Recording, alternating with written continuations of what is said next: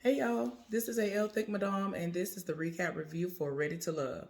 So, before I get started, I just wanted to send out prayers to the families of those who lost their lives on yesterday slash today, who were at the Astro World concert that's going on in Houston, Texas. Coincidentally, my friend who I told y'all about, who looks like one of the contestants on here, who, if y'all, I'm telling you, they got to be kin. They look that much alike. And I just took a picture with him yesterday and solo pictures just of him. And I'm so tempted to show y'all what he looked like. I asked his permission, but I'm telling y'all, he looks like one of the contestants on here.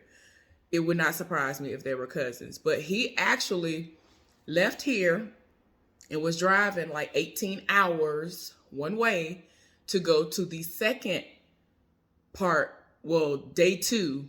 Today would have been day two of that concert, and it got canceled. So he was going to be arriving between like 6 something and 8 or 9 something this morning. But all that stuff happened, I think, like late last night, early this morning. So again, I just wanted to say, definitely sending up my prayers for the families that have lost loved ones at this festival slash concert. All right, y'all, let's get into this recap review. So the episode started out with the ladies meeting up in the ladies' lounge, and it's going to be their week where they hold the power. And Tommy's already starting it off with something that he's gonna bring back, which is a good old, pool party. And he's like, I'm sure y'all want to see the men with their shirts off. So everybody is linking up and they mixing and mingling. And he ends up throwing a curveball. He ends up bringing in a woman and a man. The woman's name is Sydney and the man's name is Sean. Throwing them into the mix. I'm trying to understand why it sounded like some hating was going on when the woman walked in. Because, like, somebody, I understand the person who said, I got that outfit or whatever. But it was just like the sound effects that were happening. Like, did y'all get that vibe too? It sounded like a little bit of hate was going on. I understand that competition has just been added, but for them to have that reaction, I was just like, what's really going on here? Okay, all right, okay. But anyway, both of them look really nice, and I'm like, okay, I'm here for it. I'm here for that. Okay, y'all. So before I get into what's currently happening, we gotta backtrack just a second before the two new people showed up. So Tyrone was talking to Shiloh, and he was like, "Oh well, this person, I think he said Sabrina, I can see her as being my woman, but Shiloh, I can see you as being my wife." And I was just like, okay. So now, after the people have arrived, he's having this moment with Sabrina and saying this to her. And it's like, that's like a slap in the face. Like, why even come and say that to somebody? And again, it's so early on. Sir, do you even know if you're going to be here? Like, I don't see you making it to the end. So for you to say this, I'm not I understand having confidence, but sir, I don't see you making it to the end at all. I don't see you making it halfway through at this point. But go on. I guess. Cause I'm just like, what is going on? Like, you a little bit too bold for me, sir. I can't. But anyway, so the new people, they're talking to one another, and like a couple of other people are around, and it was just to the point where one of the ladies was like, y'all seem, kind of into one another. Y'all just go ahead and let me excuse myself. And so Sean was like, you can, compliment me too or whatever, because the girl, she was like, oh, you're handsome, you're cute or whatever. And so she was just like, oh. So he was like, well, I just thought we were having a group conversation. I'm like, child, it's a competition. Like, we still getting to know one another. What is going on? What is wrong with people? So Corey, who he should have been gone day one, he done set up here. He's put like little cards all over the place for. I think her name is y'all. I was about to call her somebody else for Courtney, and so she's finding this stuff everywhere, and she's like, "Am I crazy? Like, what is going on?" And like, she's reading them, and he's making it seem like he's a secret crush. And even like the other dudes are probably like, we think it's from him. Like, that seemed like something he would do or whatever. And like, she's a hopeless romantic. She likes stuff like that. My thing is, I like stuff like that too, but it's got to come from the right person. And he is just, you can tell that he just doing stuff in the hopes of just snagging somebody. I just, anybody that'll give him the time of day, it's like, he like, oh, you kind of look like what I like, and you giving me the time of day. Oh, okay. Like, no. And then like later on, he done rolled up on Mameen, and I'm just like, what are y'all seeing? Like, I'm guessing that he just has a way with words because I'm not understanding what they're saying. Then Cornelius is out here mixing and mingling as he should. And Camille has conjured up in her mind that they are an item.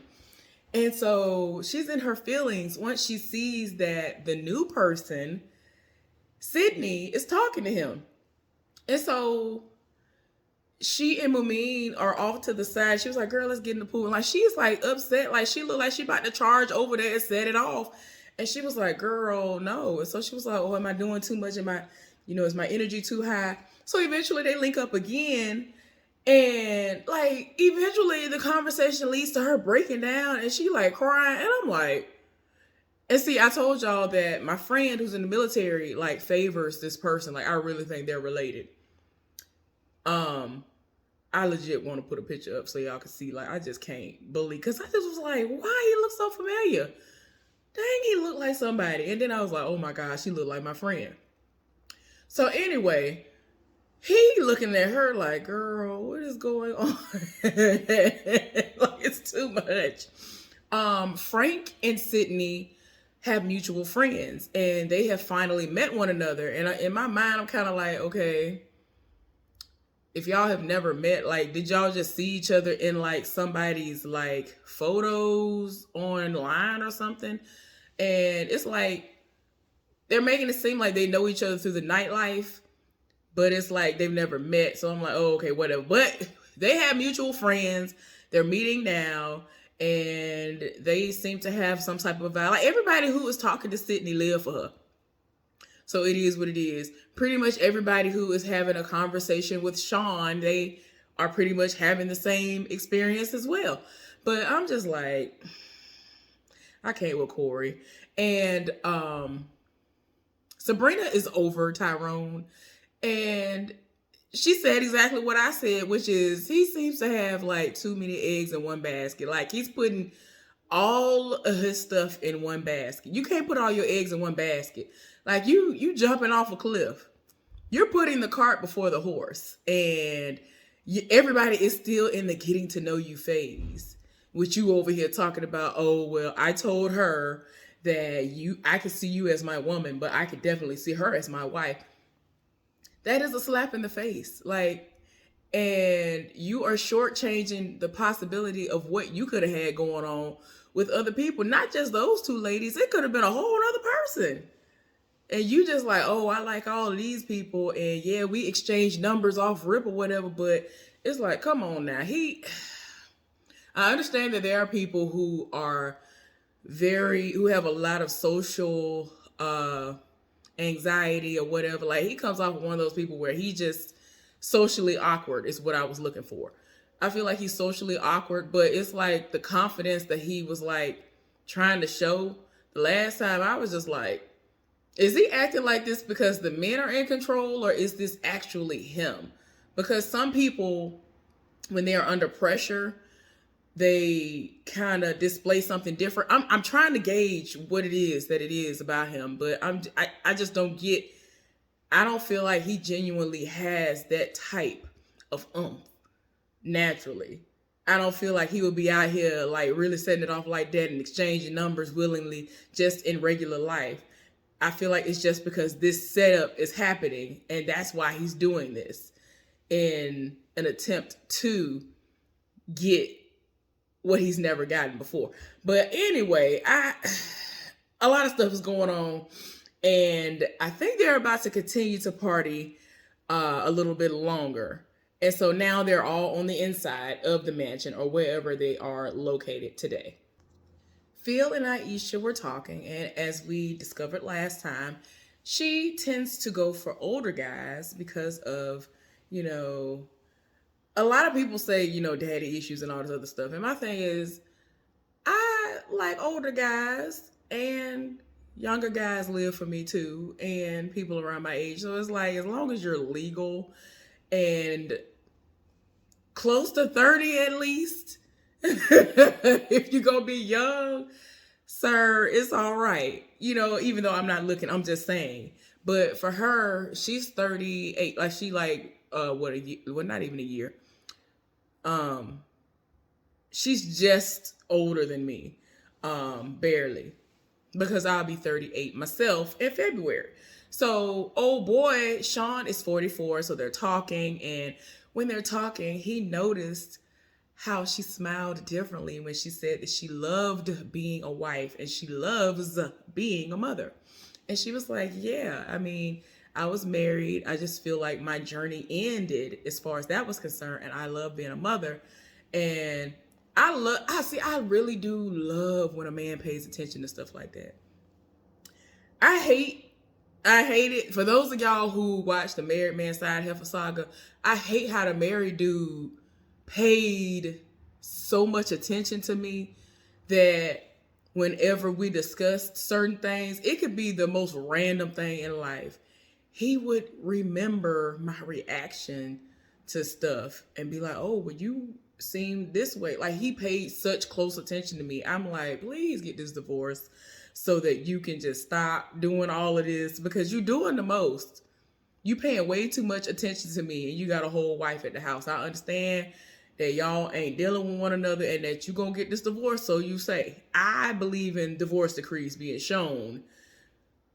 And you need to provide that to me. If you want me to believe anything you talking about. I hear you all day long, but I'm not really trying to hear you if you still got somebody. So yeah, y'all, it's just, I get that. I understand that.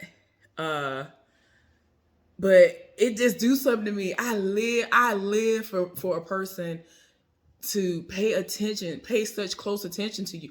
And it's like, some people, they really have paid such close attention to me to the point where I've been like, wait a minute, where you get that information from? And they'd be like, I remembered when you did, like, I could have literally not even told them certain things and they figured it out because of like connecting dots that I wasn't even trying to throw out there like that. Like, stuff like that, I live for it. So yeah, the fact that Sean was so into her and so in tune with what she was saying and her reactions to that, I like that. I love somebody that pays attention. I'm here for it. On the other hand, they showed Corey having a moment with Courtney. And I can't stand him because he really sat up there. He was like, yeah, so I, made some stops before I got here. It's like, why do you have to explain these gestures that you are making to everybody? That's another thing. Like, to me, she already pretty much figured out that you were the person who did it. Nobody needs you to explain unless somebody is asking you to explain. Why do you feel the need to be like, all right, let me go ahead and tell them what I did. Okay, I did this. So, like, and he's done this before. Like, he really be like, oh, I did this. Why every time you get with somebody, you got to explain these gestures that supposedly show you living for these people? Why do you have to go in and explain this? He gets on my nerves. He got to go. I'm sorry. I get on my nerves. So Mameen wanted to link up with Corey because she had some questions about some things she'd heard. Tasia is being messy, I guess. I don't know. I don't know, or being a busybody. I don't know what y'all want to call it. Y'all let me know down in the comment section. But anyway, she called or communicated in some way to Mameen to let her know that some love notes had been passed to someone else. So she confronted Corey about it, and so he was trying to deflect the entire time. And even in his confessional, he was like, "Yeah, I'm trying to deflect." And I'm just like, "Child, just stop." Like she was like, "I heard some things," and so he over here telling us, "What did you see me do these things? Did you see me?" What does that have? I hate when people do that. I hate when people do that. My ex was like that. My ex is the type of person that would cheat on you, and unless you saw it happen with your own two eyes, the messages you might have seen, the the feedback of my friends seeing it with their own two eyes, stuff like that does not apply unless I've seen it with my own two eyes. I can't stand stuff like that. Stuff like that, I can't. You're doing too much and doing the least at the same time. So yeah, he feels as if omission is saving him, and I'm just like, no. Just because you are omitting the fact that these things happen does not mean you are not indeed lying to her. You are keeping the truth from her, and you are making it so that communication is strained. My thing is this: why can't you have open communication? She is understanding that you are dating multiple people at this time. You are mixing and mingling just like everybody else. So why lie? So she realized that she's not gonna get the answer that she's looking for. And he over here done jumped the gun. And he over here talking about some, oh well, so I just want to know if you are really into me, and are you really into taking the next step in our relationship? I was like, what relationship? What is everybody talking about? Talking about, are you interested in taking that next step in our relationship? And talking about meeting his parents. And I'm like, are you saying this in this moment because you already know that all of this that went down? You didn't account for the fact that this was going to get back to her. So now you're trying to make a drastic move. And so in her mind, she's like, look, that's a very beautiful thing. I understand how much family means to you. But yeah, girl, run while you have a chance. And she's like, I'm going to have to, do a lot of thinking on this to decide what I'm going to do. Because girl, no, I don't understand. I understand that, he helped with your tire. But girl, I don't understand what nobody has seen in him, because he has been recycling the same thing. All he is switching up the way he's doing exactly the same thing for everybody else. And now Mameen has seen it for herself, and I'm glad that somebody see it. Sydney invited Camille, Dante, and Cornelius out for like a double date type of situation. I think it was like a selfie museum or something like that. And so they had different setups where you could take pictures at will. And so she and Dante had a moment to discuss where they were from, because she's from Jersey and he's from Chicago. And he was talking about how he was homesick when he first came there and all this other stuff. She was in the confessional talking about how she likes how spiritual he is and how that is very important to her. And then we saw where Cornelius and Camille were talking. And he was like, yesterday had some intense moments, but overall it was good. And that she is still his strongest connection, but he wants to make sure, which I understand. But in his confessional, he was like, I'm wondering if I'm going to really have the freedom to move and, figure out all the other possible connections because of my strong connection with her and how she acts. Which y'all know she acts crazy, like they together, because she legit has said something about this man being her boyfriend when they are not an item. But go off. So Aisha and Sean had a date, and he brought her a bouquet of flowers, and he explained what every flower meant. He gave a rose.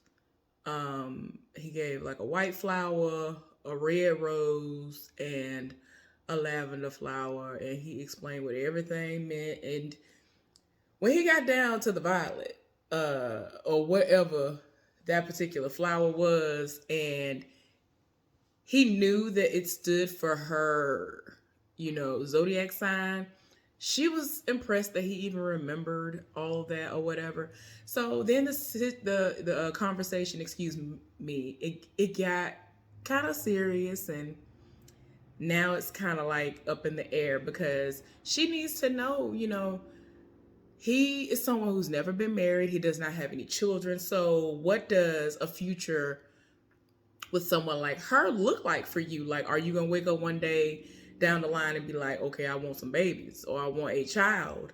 And in his mind, he wants to know, like, is it shut down or what? Because she's already almost out the door with her kids. She has teenagers. I think like one of them is at least 15. So yeah, in his mind, he pretty much feels as though she's like, yeah, I'm not popping no more babies out. And, I've done my rearing. So they might be, I don't know. We gonna see where it leads. But before they had this conversation, they were definitely on fire. So anyway, now the ladies are in the ladies' lounge and they are about to discuss everything that has gone down over the course of the week. And then they're going to make their decision. So like I said, everybody is at the ladies' lounge. They are discussing everything that's happened. Listen, Camille has brought the receipts, which are the notes, the love notes that have been passed around. Mameen is tired of her spirit. Apparently, this fool has sat up here and have told both of them about meeting his parents. And so when he was talking to Mameen and trying to save face, he had already talked to her either before her or after her, discussing, talking about his meeting his family. Sir, come on now. But then and it's crazy because Mameen was very precise in what she said. Y'all, excuse me. She wanted to know if this is just something that you're throwing out there. Like, I would hope that you wouldn't, but is this just something you're throwing out there? Because this isn't something like, everybody is not about to meet my family. Everybody not about to meet my parents. And so, like, he just, child, anyway. At this point, everybody's sick and tired of being sick and tired of him. Child, they ended up having Courtney to meet up with Corey and Shiloh to meet up with Tyrone because they were going to be the ones in the bottom too. Because everybody was sick and tired of what happened with Tyrone as well. Because it's like, child, you done did the most. And it was a little bit of shade thrown when they were discussing the things that happened between Shiloh and Tyrone / Sabrina. And I was just like, child. So anyway, they talking and they did a double elimination. Hallelujah in the name. Hallelujah in the name. I'm telling you, they should have been gone. Like, I am here for this. Corey over here talking about, I already knew before I got here. Did you? Because at the beginning of this date, you were very confident. Talking about you were on top of the world. You were just so confident and you were so happy to see her. And you said, oh, it's Courtney. I'm not going home. But somehow you knew you were going home after you were told that you were not ready to love. You were sitting up here copying and pasting exactly the way that you were when you were doing this dating online. Why don't you understand that that does not work? That's why it didn't work before, and you still were trying to apply it in this process. And now you're surprised that it didn't work. Like, child, I can't do it. I'm so tired. I'm so glad he gone, though. Like, she was so over it. Like, she got loud. Like, she was setting it off because she was like, I can't do it. And Shiloh was upset because this was going to be their first official real date. And pretty much she's like, this is the worst first date. And, you could tell he's a little upset or whatever, but, she was upset when they was talking about the situation because she already could see the handwriting on the wall. Wasn't nobody else here for him like that. Nobody else was really here for him like that. Now, I think somebody else said something about him, but it was kind of like, I know Aisha said that she had an initial connection with Tyrone, but nah. Like, wasn't nobody here for him like that. Like I told y'all, he had moments early on where I was just like, He don't seem like the type that would just be setting it off like this. Like, he don't seem like he would be outgoing enough to roll up on nobody and be like, let me get that number, and to just be confident the way that he has been in this process. But if he did step out of his comfort zone and did that because he was on this show, that's great. Hopefully that was something that helped him. And hopefully it will be something that can help him later on down the line. But he's going to have to learn that you can't sit up here and basically say you live for everybody, and then you get too many people in your phone contacts and you like, oh, let me cut some people off. And then the way you say it come off all the way wrong. Anyway, y'all, I'm just so glad they're gone. I'm so glad. But anyway, thank y'all so much for tuning in to the recap of Ready to Love. Please subscribe to my channel if you have not done so already. Give this video a thumbs up. Let's get down in the comment section and discuss all of this foolishness. All right, I'll see y'all next time. Bye.